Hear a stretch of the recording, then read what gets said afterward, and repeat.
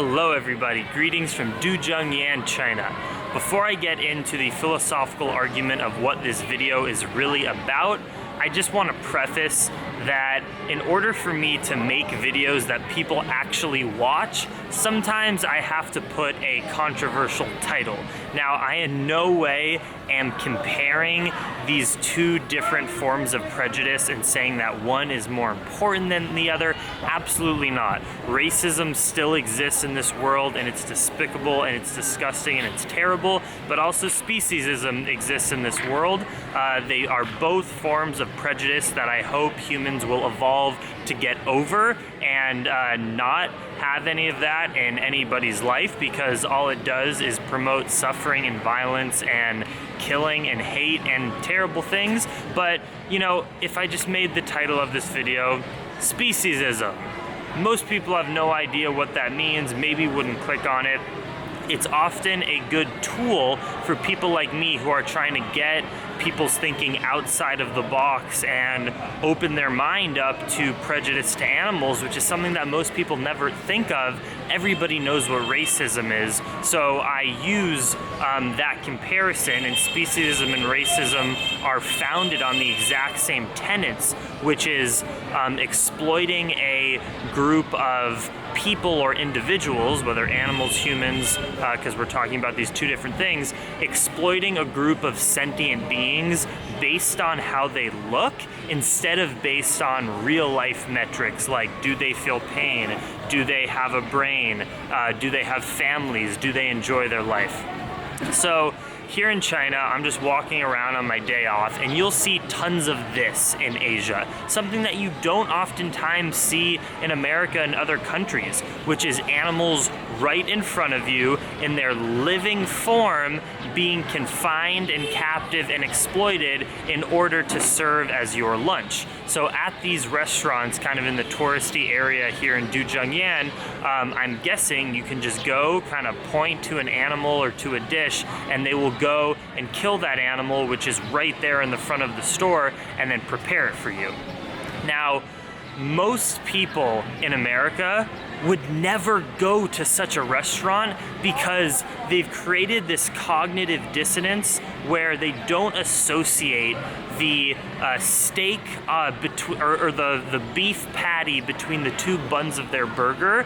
They don't associate that with an animal that actually lived a life of confinement and probably torture, neglected of any love, neglected of community, and instead probably living a life, you know, just like these animals, confined together, no space to move, probably their brains from the moment they were born, you know, in some disturbed state of anxiety and of stress. And in America, you would never see that because, I don't want to say just Americans, I think everyone is inherently compassionate, but we in many kind of rich, developed countries, we're so disassociated with the facts and reality of what it takes to get our food onto our plate. So here in China, maybe I can show you an image right here of eels or of snails or of crayfish, little lobsters. And in our minds, we associate all those animals without any emotional connection because most of us never grew up with those things as pets. And then we move on over here to frogs. Now, frogs kind of takes it to that next level where some people may have grown up with a frog as a pet, or you knew your friend had a frog, and you know that having them be in pain or be hurt would be a terrible thing because it's your friend. You hang out with it, you have it as a pet. Now, I want to, and then some people, maybe tourists who are walking and see that, could say, oh yeah, I'll have that lobster crayfish dish, no problem. I'm emotionally fine with that because I don't think of it as really a being. I think of it as a little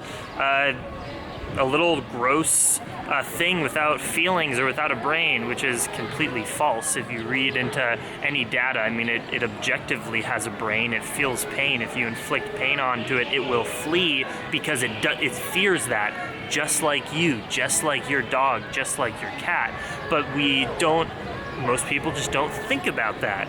And then I guarantee you a lot of Americans would never go and eat the frog because they have an idea, oh, that's kind of a pet sometimes. Maybe it has feelings, maybe it has a personality. It definitely doesn't want pain. If you pull the leg of a frog, it's not gonna be happy. It'll probably squeal and run away because it doesn't want to be harmed.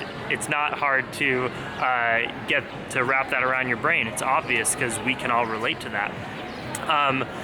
But that right there, what I just explained, in the same way that in some cultures they eat dogs and horses, and most Americans would say, no, that's the worst thing ever, that's my pet. That is what speciesism is. It's saying that one animal is okay to eat, not based on any metric of science, like it can feel pain or not, or it has emotions or not, it has thoughts. We know that all animals in some degree can feel pain, have thoughts, have emotions. That's, if you have a brain and a nervous system, it's illogical to say that, oh, just because it's an animal that usually gets eaten, it doesn't have any of these other characteristics that other animals have. That makes no sense. So speciesism is saying that it's okay to exploit this one species of animal just because I'm used to it, but it's not okay, and it's cruel, and it's mean, and it's inhumane to exploit this other species like a dog or a cat. That's the exact same thing in concept as saying it's okay to exploit people of one color or one race, but we can't do that to white people because white people have feelings and have families and emotions. It makes no sense because we know that being a human, it makes you equal to other humans, no matter their color, no matter what their skin looks like.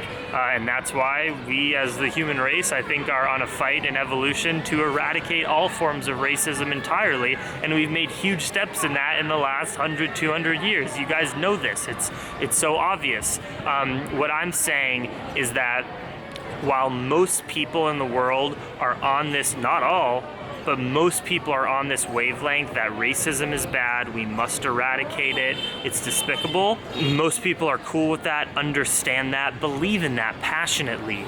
We haven't evolved yet as a human race to get there where the majority of people feel the same way about speciesism. I think that it is so similar. I mean, I have worked with animals, I grew up with animals, I love animals, and to think that they feel pain less than even us, or love their families or their mothers even less than us. I mean, you know, here's an image. I went, when I was in the mountains the other day, I got to see the beautiful sight of a baby calf nursing with her mother. If you drink, and this video is not about shaming, it's just about education. I really truly believe we are all on our divine path towards compassion, towards figuring things out in our own lives. And some people aren't at that point yet where they are ready to stop eating certain foods that bring them so much comfort. It took me 19 years of my life in order to go vegan. So I understand this is none of this video is about shaming. But when you see this beautiful primal image of a baby nursing her mother, in order for you to drink dairy, you have to take that baby away from that mother so that you can pump out the milk so that you can eat it with your cereal. That's just a fact of reality that isn't fun to think about. No one eating their Captain Crunch or Cheerios wants to think about that, but it's a reality. It's the truth. And I think that life is much better lived knowing the reality of the impact you have on the world versus living a lie and contributing to so much suffering and pain. Now, I need to keep it real.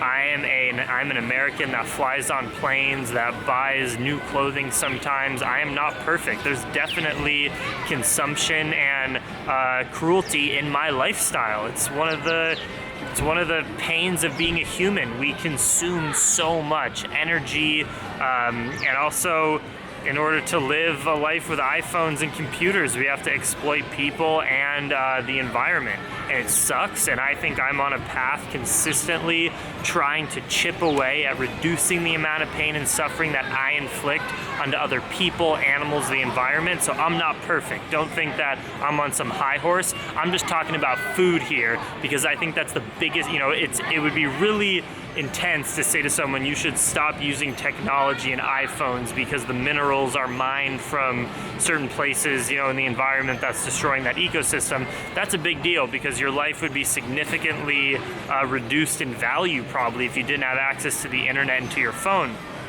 I would never tell someone not to have that access, but it's pretty easy to choose rice and beans over a steak, and that's why I focus so much on food. So speciesism exists. I do not think any of it is based in logic. And you know, in this video, we mainly talked about like saying it's okay to eat lobsters, but people would be uncomfortable eating dogs. That's pretty obvious to people. I want to take it to that next level, saying if you're not comfortable eating a human being or a dog, you should not feel comfortable eating any other animal that feels pain or has a mind. And if you have a problem with that, if you think that logically that doesn't make sense, please comment below, because taking all emotions out of it, purely talking about almost like the mathematics and philosophical logic, if you're not okay eating a dog which feels pain, loves its family, has pleasurable experiences in life, and has thoughts and dreams and things, not like dreams like aspirations, but I mean like literally dreams. You know, a dog can dream. They put their feet out when they sometimes they run in their sleep. All those characteristics, that's probably why you're uncomfortable with eating a dog, because you know it has all those things very similar to kind of a human and to your pet, so you wouldn't want to exploit it and kill it. All of those traits, and you can look into the science, look up Mark Bekoff, look up some of his studies. Pretty much all the animals that we eat for food, cows, pigs, chickens, rabbits, turkeys, and even going to frogs and even marine animals, have most of those traits. Maybe to different degrees, to different intensities. Obviously, probably a pig has a lot higher intelligence than a chicken, but it doesn't matter how high the intelligence level is, how high the threshold of pain is. If you have thoughts, if you have an instinct to love your family and to stay connected with your group and be social, if you can feel pain, it's terrible if you're exploited and killed for a human satisfaction. I think that's awful. It makes me super, super sad. And so I try to educate people on living life more logically and reducing the amount of pain and suffering.